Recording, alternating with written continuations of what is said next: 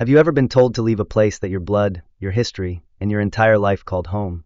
Where were you when the first time someone tried to steal something sacred, not with guns or fists, but with a clipboard and fake authority? I was standing on the porch of the cabin I built with my late husband when I saw it. A red notice, flapping on the door like some cruel parody of eviction, bold black letters screaming I had 72 hours to vacate or face legal action. At first, I thought someone made a mistake. I'm not part of any HOA. Never signed up for one, never received their glossy newsletters, never attended their bake sales under the excuse of community spirit. My land isn't just some wooded patch by the lake. My name has been carved into this soil since before there was a paved road leading here, before Wind Pine Lakes became a development with tennis courts and identical houses in muted suburban tones. Before their clubhouse, before their lakeside festivals, before the imported hydrangeas. This land remembers. I remember. So when I saw that notice, I didn't laugh out of humor. I laughed because the absurdity of it all cracked something in me, like thunder snapping across dry wood. And then I saw the signature. Karen Whitlock, HOA president. Of course it was. The same woman I'd seen barking orders into her Bluetooth headset while pacing the newly paved parking lot. Land, I later realized, she had no right to pave. Her name, embroidered on her zip-up fleece, always written like it mattered more than what she was doing with it. That's when I knew this wasn't a clerical error. This was war disguised as bureaucracy. And I'd seen that kind of war before. My late husband, Earl, used to call it the velvet noose. Rules and regulations wrapped in polite smiles and suburban charm, but all designed to strangle the ones who didn't look or live like them. My fingers trembled as I tucked the notice into the pocket of my coat. It wasn't fear. It was memory. The kind that sits heavy behind the ribs. I walked down to the lake, needing to look at something older than Karen. The water that morning was still, like it was waiting. Ducks drifted by, silent and indifferent, but their presence grounded me. Grandpa Earl's voice rang in my head, not as memory but as truth. Land only matters when someone else realizes they want it. At the time, I thought he was being cynical. Now, I think he was being prophetic. See, they didn't want the cabin. They wanted the view. The lakefront. The illusion of untouched nature with all the convenience of property value. And to them, I was a flaw in their landscape, a stubborn patch of authenticity they couldn't scrub out. I drove into town that afternoon, passing the signs that welcomed people to Wind Pine Lakes. Signs that boasted about security, serenity, and family values, like they were selling some Norman Rockwell fever dream. No one had asked me when they built this neighborhood next door to my history. They didn't knock to say, hey, we're moving in. They didn't offer pie. They just came, surveyed, developed, and assumed I was a feature of the environment they could zone around. Or worse, eliminate. Finding Karen was easy. She was yelling at someone about a sprinkler schedule, wearing yoga pants, and carrying a clipboard like it was a sheriff's badge. When she saw me approach, she smiled the way people do when they're sure they're untouchable. She introduced herself, as if I didn't already know her from the notice she'd left pinned like a threat to my door. I told her my name, and I could see in her eyes that she already knew it, too. What followed was a speech, not a conversation. A monologue about zoning, aesthetic codes, and structural compliance. She talked like her words could summon walls, like reciting bylaws was a spell that could erase my decades of life on that land. When she finally paused to inhale, I said just one thing. I've lived here since your HOA was just dirt and dreams. Her smile didn't falter, but her eyes blinked, fast, like maybe for the first time. She realized I wasn't going to roll over. That's when the threats began. Not shouted, not crude. She wasn't that obvious. No, Karen was the kind of villain who threatened with legalese. Fines. Lien rights. Citations. She even offered to help me relocate to a more suitable living situation, like she was doing me a favor. Like the home I built, the porch where my children once played, the birch tree under which we buried our old dog, was just an inconvenience in her master plan. I walked away without saying another word. Not out of politeness, but because I already knew where I was going. Back to the crawl space. To the trunk. To the old envelope stained with coffee and age, the one Earl had always said we'd never need, but should keep just in case. Inside it was the land grant. Handwritten. Signed by a judge in the 1940s. My name. My grandfather's name. The precise boundaries of the lakefront property, down to the step, including the now paved-over patch where the HOA had built their parking lot and clubhouse. They hadn't just crossed a line. They had built on it. I held that grant in my hands like it was scripture. I read the boundary lines like a hymn. Every inch of ink was a reminder that I wasn't trespassing on their world. They had trespassed into mine. But the weight of justice needs more than just paper. So I drove 2 towns over to see Mo Delaney, a retired county surveyor who'd helped map this area decades ago. His eyes weren't what they used to be, but his mind was a steel trap. When he saw the grant, he laughed so loud his cat bolted from the windowsill. I remember this, he said, running his fingers over the edges like they were braille. Hell, I helped mark this land before they dammed the lake. That lot they paved? That's your land, honey. Always has been. That was the first time I felt the shift. Not a surge of anger. Something quieter. Heavier. Like the weight of knowing you were right all along, and now had proof the world couldn't ignore. Mo notarized a sworn statement, and even found an old survey map to match the grant, ink faded but clear as dawn. Before I left, he leaned in and said, if they try to push you out, you push back twice as hard. On the drive home, I passed the HOA clubhouse. A group of board members were planting flowers, decorating for some lakefront event. They waved at me like nothing had changed. But everything had. I parked in the middle of the street and stared at their parking lot, not as asphalt but as leverage. As evidence. As trespass. They didn't know yet. But they would. And not through rage. Through records. Through resolve. Through a truth too solid to be fenced in. They thought I was a lonely woman in a decaying cabin. But I had something they never planned for, proof. Patience. And a land grant that would crumble their empire like a sandcastle at high tide. You ever been underestimated so badly that it turned you into something dangerous? Because that's the thing about land, it doesn't forget its owner. And neither do I. The next morning, the lake was still shrouded in fog, the kind that clings low and thick, muffling the sounds of birds and distant lawnmowers. I stood by the window with a mug of black coffee, steam curling into the silence, and I watched as 2 HOA board members paced the gravel path near my dock. They weren't here to say good morning. One of them, tall and thin with a clipboard clutched like a weapon, bent down and took a photo of my flower pots like I'd committed some botanical crime. The other muttered into a walkie-talkie, as if coordinating a raid. Neither looked up. Neither knocked. They just circled my cabin like buzzards, hungry for something dead to pick at. I didn't wave. I didn't move. But inside, I could feel the need rising. Not panic. Not anger. Just a coiled clarity, like the first click before a trap snaps shut. They weren't going to stop. That much was clear. So I needed help. The kind of help that still had ink fresh on a bar license. Her name was Callie, daughter of my high school friend and stubborn as rain on a tin roof. Just graduated from law school, already full of fire. I'd seen her once at a farmer's market last summer, her arms full of kale and opinions. At the time, she'd told me she was going into property law because, quote, no one ever teaches people how to fight politely. I called her. 2 rings. That's all it took. She picked up like she'd been waiting for a reason to draw her sword. I told her about the notice, the grant Mo's statement, and the way the HOA was circling like wolves in matching fleece jackets. She didn't laugh. She didn't gasp. She just asked, when can you be here? Her office was wedged between a shuttered pizza place and a laundromat that hadn't seen fresh paint since Clinton left office. The parking lot was cracked and veined with weeds, but inside, the carpet still smelled like installation glue, and the walls bore no degrees, just maps. County plots, subdivision lines, red ink scribbles. She greeted me with a firm handshake and sharper eyes. As I handed her the envelope, she sat down without ceremony, flipped open the documents, and began tracing the edges with her finger like she was reading braille cast in fire. After 5 minutes, she looked up and smiled, not the kind of smile that comforts, but the kind that knows exactly where to hit back. This, she said, tapping the signature line, is a scalpel. She explained it to me in the kind of language only a 20-something attorney can make sound both terrifying and exciting. Quiet title action.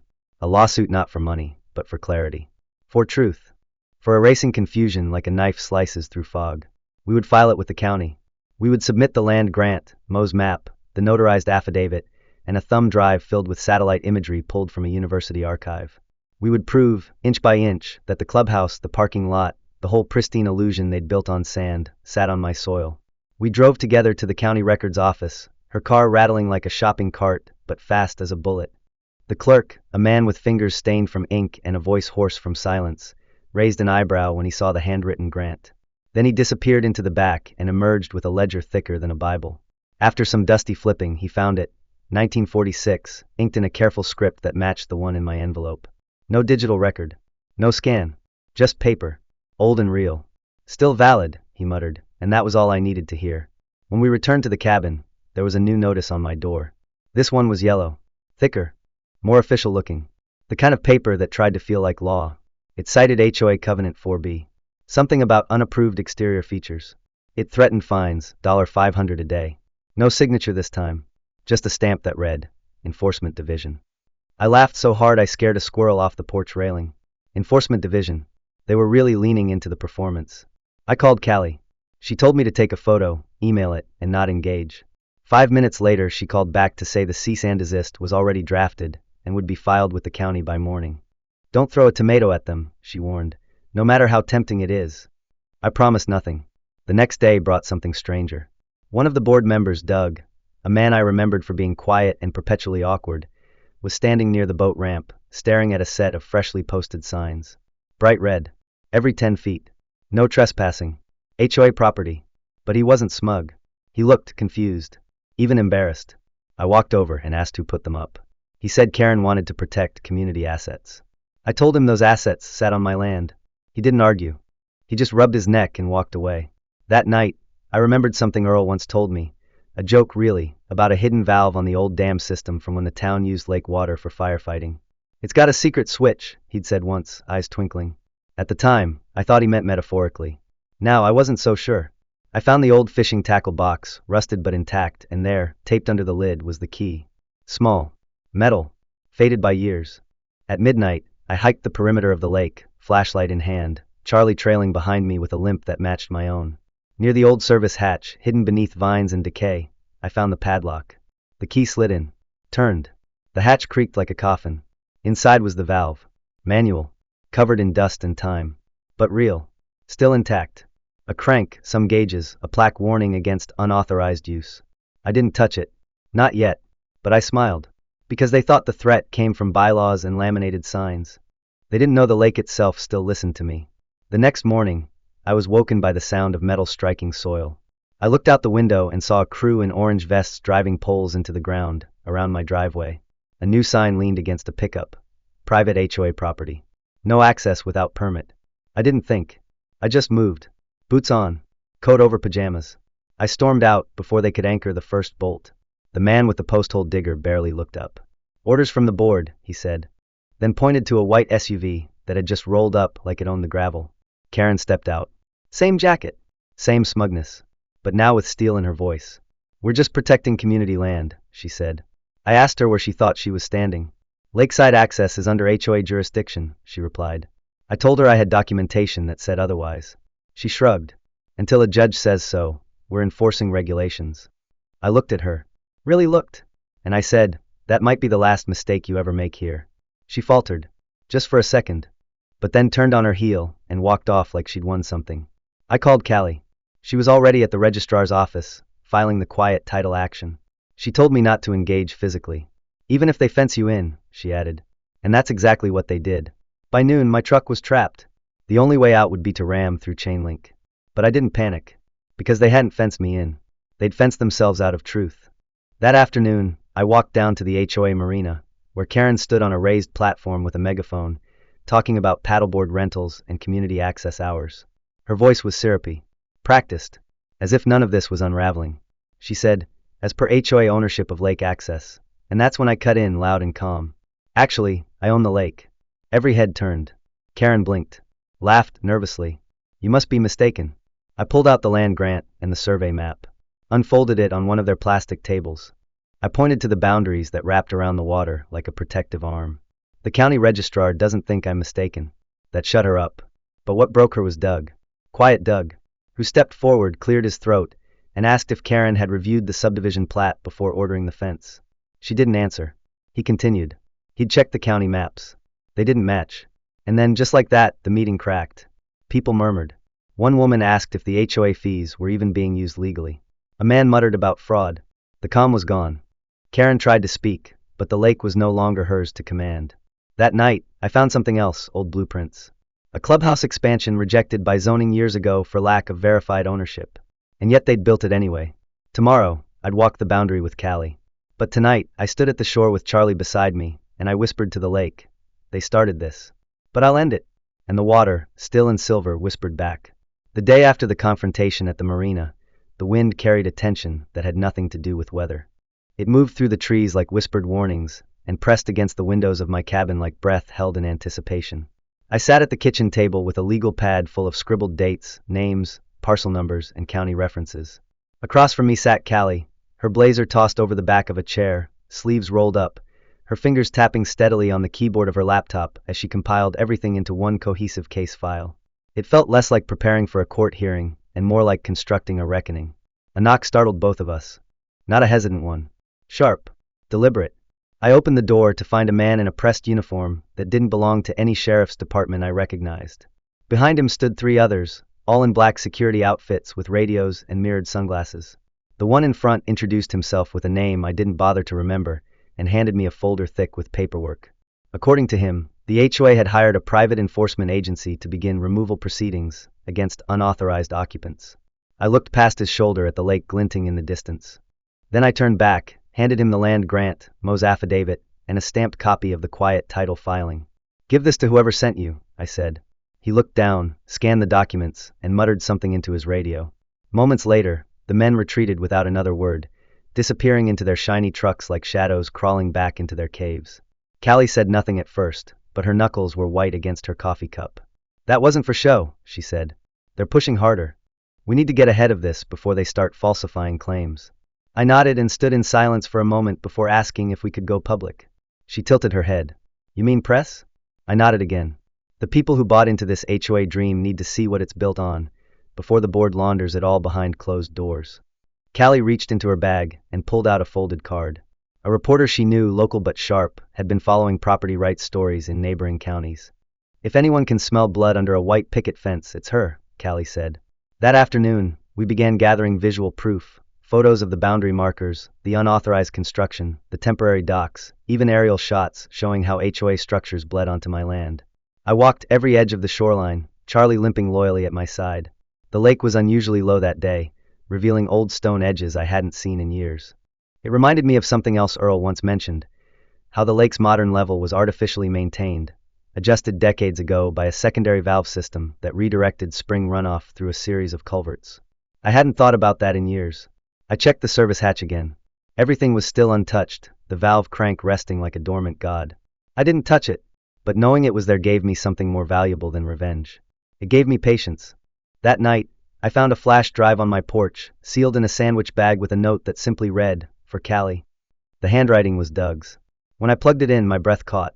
It was a dump of HOA financials, meeting minutes, bank records, invoices. Not public ones. These were internal ledgers and QuickBooks files that traced payments labeled community improvement to companies that didn't seem to exist, until Callie cross-referenced their tax IDs and addresses. Turns out, they all tied back to Karen's brother, or Karen herself under LLCs, with vague names like Lakeside Ventures and Birchfield Holdings. Landscaping contracts, dock maintenance, even security patrols, funneling HOA dues directly into private pockets. Callie leaned back, face pale but focused. "This isn't just mismanagement. This is fraud. Possibly criminal." The next morning, I was greeted by a familiar sight, another new sign. This one near the temporary dock they had installed for weekend boating events. It now extended well into the water on what I could prove was my parcel. The red paint of the sign was still wet, and its bold letters read, "Reserved for HOA events, only, no exceptions." I took photos from every angle. When I looked up, I saw two board members watching from a distance, unsure whether to approach or retreat. I didn't wave. I didn't need to. By midday, the reporter Callie contacted arrived. Her name was Maya, mid-30s, wore hiking boots, and had the kind of expression that was permanently unimpressed. She asked questions with a notebook in one hand and a body cam clipped to her collar. I walked her through everything: the land grant, the history, the bogus notices, the surveillance, the fencing, and finally the financial fraud Doug had exposed. She didn't blink. But when I handed her a copy of the original subdivision blueprint and showed how it contradicted the placement of the clubhouse, she gave a low whistle. "That," she said, "is the sound of negligence meeting entitlement." We talked for over an hour. She asked to speak with other residents, and I pointed her toward a few who had started dropping by recently, people who had lived quietly under HOA rule. Assuming the rules were real, the fees were justified. But now cracks were showing. One woman told Maya her property tax had spiked ever since new lights were installed near the lake, lights she never asked for and didn't benefit from. Another said he'd paid an extra $1,000 for a premium lot with lake privileges, only to learn now that the lake might not even belong to the HOA. People were waking up. Not all, but enough. Karen must have sensed it too. That evening, an emergency HOA meeting was scheduled, taped to mailboxes, stapled to telephone poles, and shared in a desperate email blast that landed in my inbox like a white flag disguised as confidence. The meeting would be public. All homeowners welcome. Transparency and reassurance, the notice promised. I smiled. They were trying to patch a hole with gauze and spin. That night, I walked the path behind the clubhouse alone. The moon was high, casting pale light across the lake. I carried the old lantern Earl, and I used to bring on late-night fishing trips, the kind that buzzed softly with moths and memory. Near the slope behind the parking lot, I found another boundary marker, concrete base, brass disc, serial number etched like a whisper. It matched the county map exactly. I took another photo, then just stood there, staring out at the lake, wondering how many lies had been built on these shores, how many people had accepted the illusion simply because no one told them it was false. That was ending now. Callie had drafted a letter that would be sent to every homeowner in the subdivision, an official statement outlining the quiet title action, the pending investigation, and a detailed explanation of what it all meant. Not an attack, just the truth, written clearly line by line. I approved it without edits. The truth needed no dressing. The next day, I received a call from Doug. He didn't say much, just asked if he could come by that evening. When he arrived, he held a box. Inside were printouts, hundreds of them. Receipts, approvals, emails, some even marked confidential. He said Karen had started deleting things fast, but he had already downloaded backups. He said he couldn't stay on the board knowing what he knew now. I should have seen it earlier, he said. But I see it now. I thanked him. He didn't ask for anything. Just said, make it right. That night, I sat by the dock again, the lake breathing slowly beside me. Charlie snored at my feet, tail twitching in dreams. Above us, the stars burned with the kind of clarity that comes only after the storm begins to break. I didn't know what would happen at the HOA meeting. But I knew this. They'd built a world on assumed power, on borrowed ground. And I had the deed, the data, and the will to take it all back, inch by inch, truth by truth. Let them come with signs, fences, and empty threats. I had the land. I had the law. And soon, the lake would answer to no one but its rightful keeper. The morning of the HOA meeting, the sky hung low with the kind of clouds that looked bruised, swollen with something they hadn't yet decided to release. I sat on the porch with Charlie curled up by my feet, his breathing slow, peaceful. Across the lake, the clubhouse sat like a wound dressed in bunting, red, white, and blue streamers flapping in the uneasy breeze, a desperate attempt at normalcy. The irony wasn't lost on me. They were throwing a celebration on stolen land. Callie arrived just after 9, arms full of folders, her laptop already humming in the passenger seat. She wore a slate gray suit and sneakers, practical as always. We sat at the kitchen table and rehearsed, not like actors but like fighters. Every page of evidence had a tab, every witness statement was printed in triplicate, and every inch of that property was accounted for. By 11, cars had begun arriving at the clubhouse. People walked up the path in pairs or small groups, holding their reusable water bottles, wearing their pastel golf shirts, and carrying an expression I knew too well, suspicion wrapped in politeness. I arrived last. Not for dramatics. I just didn't want to sit through 30 minutes of Karen talking about community spirit and shared values. The room was packed. Folding chairs in 2 neat rows, a long table at the front where Karen and the remaining board members sat like royalty on plastic thrones. Doug stood off to the side, holding a manila envelope tight to his chest like it contained something dangerous. Maybe it did. Callie and I took seats in the second row. She opened her laptop without a word. Karen cleared her throat, tapped the microphone, and smiled. It didn't reach her eyes. "Thank you all for coming," she said, her voice syrupy and slow. "There's been a lot of misinformation floating around, and we wanted to provide some clarity and reassurance." Her speech drifted like perfume through the room, pleasant on the surface, but cloying and artificial underneath. She spoke of misunderstandings, of confusion in the records, of individuals spreading rumors that served personal vendettas. She never said my name, but everyone knew who she meant. When she paused, I stood. Not rushed. Not angry. Just steady. "May I say a few words?" I asked. Karen hesitated, her lips tightening, but she knew denying me would look worse than anything I could say. She nodded. I walked to the front, opened my bag, and pulled out the stack of documents Callie had prepared. I didn't raise my voice. I didn't point fingers. I read from the land grant. I showed the survey map. I laid the documents flat on the folding table and pointed to the highlighted boundary lines, lines that included the lake, the parking lot, and the land beneath the very building we stood in. I held up Mo's notarized statement and handed out copies of the county clerk's verification of the original deed. Then I asked one simple question. How many of you have paid for dock permits in the past year? Hands went up, hesitant at first, then in waves. And how many of you knew those permits were for access to land not owned by the HOA? The silence was so complete I could hear the flags outside slapping in the wind. Doug stepped forward next. He opened his envelope and laid out the financials. Payments to shell companies. Landscaping contracts that led back to Karen's brother. Event catering that went through Karen's business accounts. Maintenance charges that never matched actual service logs. He spoke quietly, but his words cut like glass. He said he hadn't known at first, but once he saw the patterns, he couldn't ignore them. Karen's face shifted from composed to panicked in the space of 2 minutes. She stood, interrupting Doug, shouting that it was all hearsay, all fabricated. She called the documents stolen and claimed they were doctored. But the room had already turned. One woman in the back stood up and said she wanted a vote to suspend the board pending investigation. A man shouted for full access to the HOA books. The crowd fractured. No longer passive. No longer polite. Karen banged her fist on the table and demanded order, but the room no longer recognized her authority. Callie stood last. She spoke clearly, calmly, and explained that a court hearing had been scheduled for the quiet title action. She informed the group that evidence of financial misconduct was being submitted to the district attorney's office for formal review. That if fraud was confirmed, this wouldn't be resolved by HOA bylaws but by state law. Karen didn't shout again. She just froze. Then grabbed her purse and walked out the side door, her heels clacking like gunshots. Outside, reporters waited. The same woman who had interviewed me earlier stood beside a news van, mic in hand, camera rolling. I didn't stop. I let Callie speak. I didn't need to say anything more. That evening, I sat on the porch with Charlie and watched the sun bleed into the trees. The lake shimmered with that strange kind of stillness that happens after something enormous breaks loose. It wasn't peace. Not yet, but it was the space where peace might grow. The next morning, a county official arrived in a beige car that looked allergic to dirt. He brought paperwork, official notices that all construction on disputed land was to be halted immediately.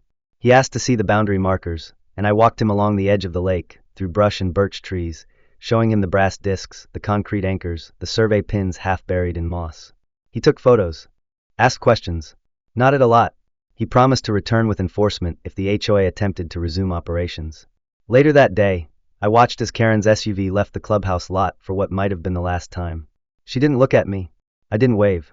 That afternoon, neighbors began to arrive, not in groups, not officially. Just ones and twos. Some brought pie. Others brought apologies. One man asked if the lake would still be accessible to the community. I told him I wasn't here to punish good people, just to stop bad ones. We sat on the porch and talked about building something new, not a board, not a power structure, but a cooperative. A system built on shared responsibility instead of control. A few people nodded. A few looked hopeful. That night, I walked the path to the dock, lantern in hand, wind in the trees. The water lapped at the shore like a heartbeat. The gate the HOA installed had been torn down. Someone had left a note on the post, scribbled in yellow paper. You were right. Do what you have to. No signature, but I recognized Doug's handwriting. I folded it and tucked it in my pocket. It felt like a truce. The next day, demolition crews arrived. County ordered. They came with bulldozers and bolt cutters and cheerful disregard for HOA fences. The signs came down first. Then the gates. Then the metal barriers that had blocked access to my driveway. By noon, the parking lot was just asphalt again. Not a symbol. Just a slab. A few residents gathered to watch. No one complained. Some even clapped. Doug brought lemonade and passed it around like we were tailgating justice. One of the younger men joked that we just staged the most civil revolution in county history. I laughed harder than I had in weeks. That evening, I walked around the now quiet clubhouse. Its doors were locked. Its windows covered. Without Karen's voice echoing through the halls, it seemed small. Powerless. Like a hollow crown. I walked out onto the parking lot and looked across the lake. The water reflected the sky in broken shards, beautiful and messy. I picked up a stone and tossed it into the lake. It rippled. It disappeared. And the silence it left behind was a kind of music. A few hours later, people started arriving again. But this time, it wasn't for a meeting. It was a gathering. Someone brought a grill. Someone else brought lights. Kids chased each other barefoot along the edge of the water. Music played, nothing loud, just old country songs and quiet joy. Callie showed up in jeans and a flannel, no laptop, no notes. She hugged me and said, "This is the best kind of justice, the kind you can hear in laughter." She told me the DA's office had officially opened an investigation. Karen had left town. Her house had a for sale sign now, its windows shuttered, its porch empty. I didn't gloat. I just nodded. As the sky turned from blue to indigo, someone proposed a toast. Doug raised a plastic cup and said, "To the woman who reminded us that land remembers its owners, and that some battles are worth every inch." People clapped. I looked at Charlie, then at the lake. We had done more than defend dirt. We had reclaimed memory, family, history. And now it was ours again. Not by anger, but by truth. The morning of the court hearing began not with anxiety, but with a kind of charged stillness, the kind that comes before a thunderstorm or a verdict. The light through my kitchen window was clean and sharp, slicing through the steam of my coffee as I sat in silence, listening to Charlie's steady breathing at my feet. The lake was quiet, but not in the way it had been before. Now it was quiet like an audience holding its breath, waiting for the curtain to rise. Callie arrived just after sunrise, her usual composure wrapped tight around a nervous energy she didn't bother hiding. She wore a navy blazer, darker than her usual gray, and her hair was pulled back tighter than I'd ever seen it. "Today's the day," she said, not like a declaration but like a statement of fact, and I nodded. No speeches. No pep talks. We both knew what was on the line. The courthouse was smaller than I expected. Just a plain building with beige brick, a rusted flagpole out front, and a parking lot half full of pickup trucks and sensible sedans. Inside, the gallery buzzed with soft chatter, neighbors, reporters, unfamiliar faces who smelled like county employees. At the front of the courtroom, Karen sat beside a man I assumed was her attorney, though the way he kept checking his watch and whispering into his phone made him seem more like a babysitter than a defender. When the judge entered, the room snapped to attention. He was older, heavy-set, with deep grooves etched into his face like scars from years of watching people try to lie their way out of consequences. He didn't smile. He didn't posture. He simply adjusted his glasses, glanced at the stack of files before him, and said, "Let's begin." Callie stood first. Her voice was calm, measured, but carried the kind of clarity that sliced through doubt like glass through fog. She introduced the case, a quiet title action on behalf of the rightful landowner, whose documented claim to the lakefront property preceded the existence of the Wind Pine Lake subdivision. She presented the original land grant signed by the judge in 1946. She submitted Mo's affidavit, the surveyor maps, county clerk verification, and high-resolution photos of boundary markers matching the original deed. She showed the documents Karen had ignored, the notices she had issued without jurisdiction, and the developments the HOA had approved and funded on land they did not legally own. The judge asked few questions, only nodding occasionally, jotting notes with a worn pen that moved slowly, deliberately. Then Karen's attorney stood. He began with skepticism, questioning the validity of a handwritten grant, implying that modern zoning overrode legacy ownership. He tried to paint me as an old woman clinging to nostalgia rather than legal standing. At one point, he even used the word squatter. That was a mistake. Callie objected before he finished the sentence. The judge sustained it with a sigh. "This isn't a debate about aesthetics or maintenance," he said. "This is about property law. Let's stick to it." Karen shrank in her seat just a little. Her lawyer continued, weaker now, citing bylaws, referencing HOA minutes, claiming the expansion of the clubhouse was approved by previous administrations who had acted in good faith. Then Doug stood from the gallery and asked to speak. The judge allowed it. Doug's voice wasn't loud, but it carried weight. He confirmed that Karen had been informed of the boundary discrepancies months earlier, that she had been shown the land grant and the survey maps, and that she had dismissed them, choosing instead to authorize further development and issue enforcement orders. He also stated that Karen had removed internal emails and financial records from the HOA cloud account 2 days after the quiet title action was filed. There was a flicker in Karen's eyes then, not fear, not yet, but recognition. The moment when a person realizes the story they built is crumbling in front of witnesses. After a short recess, the judge returned, glasses low on his nose, hands folded on the bench. He began slowly, summarizing the facts, the unbroken chain of land ownership, the original grant verified by county archives, the survey data, the visual evidence, and the sworn statements. He declared the land described in the original grant, including the lakefront, the clubhouse property, the parking lot, and the dock area, was rightfully mine. He ruled the quiet title action in my favor and ordered the HOA to cease all operations on the disputed land, dismantle all unauthorized structures within 60 days, and issue refunds for any fees collected for access to areas not legally under their control. Then came the pause. The shift. He looked directly at Karen and spoke with a tone that was more weary than angry. "Leadership," he said, "is not a license to rewrite boundaries. It is a responsibility to respect them." Karen didn't speak. She didn't move. The courtroom sat in silence, as if waiting for something else, something louder. But the only thing that followed was the soft murmur of clapping, hushed by the bailiff with a raised hand. I walked out of the courtroom without looking back. Callie walked beside me, phone buzzing in her bag from reporters and legal clerks alike. Outside, the air felt lighter. Not warmer. Not brighter. Just lighter, like something oppressive had finally lifted. The next few days blurred into each other. Karen resigned from the board, citing health issues. The HOA's remaining members held an emergency meeting and voted to dissolve the organization entirely. The clubhouse was shuttered. The entrance sign was removed. The no trespassing placards were quietly pulled from the shoreline. Some people protested. Most didn't. By the end of the week, Wind Pine Lakes was no longer governed by anything except the law. One morning, Doug showed up carrying a wooden sign. He said the neighbors had voted on a name, unofficial of course, but meaningful. Earl's Lake, it read, carved with care, varnished to withstand the seasons. I asked him how they knew my grandfather's name. He smiled. Word spreads. Especially when it's true. I hung the sign near the dock, right where the old one used to be, the one that rotted and collapsed a decade ago. This one wouldn't fall. That evening, Callie stopped by to deliver the final documents. The county had updated the official registry. My land, now digitized, mapped, recorded, and indisputable. She told me her firm had received a dozen inquiries from other residents dealing with HOA abuse. Looks like I found my niche, she said with a grin. Property law with teeth. We sat on the porch as the sun dipped behind the trees. Charlie lay between us, tail twitching in half sleep. I never thought it would end like this, I said. Peacefully? She asked. I nodded. Quietly. And not with fists or fire. Just truth. She smiled. That's the best kind. The following week, the county sent demolition crews to begin removing the remaining illegal structures. The fencing that had once boxed me in came down first, link by link. Then the signs. Then the metal posts around the dock. By the end of the second day, the parking lot was cleared. A few neighbors watched from their porches. Some clapped. Some cried. Doug brought lemonade again. This time, it tasted like closure. That night, without any announcement or planning, the neighborhood came together again. Someone brought a speaker. Someone lit a fire pit. Kids ran barefoot on the sand. Laughter filled the space where tension used to live. Callie danced near the dock, shoes off, hair down, and for the first time since I'd met her, she didn't look like a lawyer. She looked free. At the end of the night, Doug raised a cup and said, "To the woman who reminded us that the land doesn't just hold value, it holds memory, and that some things are worth standing for." I didn't speak. I didn't need to. I just held my cup up and looked out across the lake.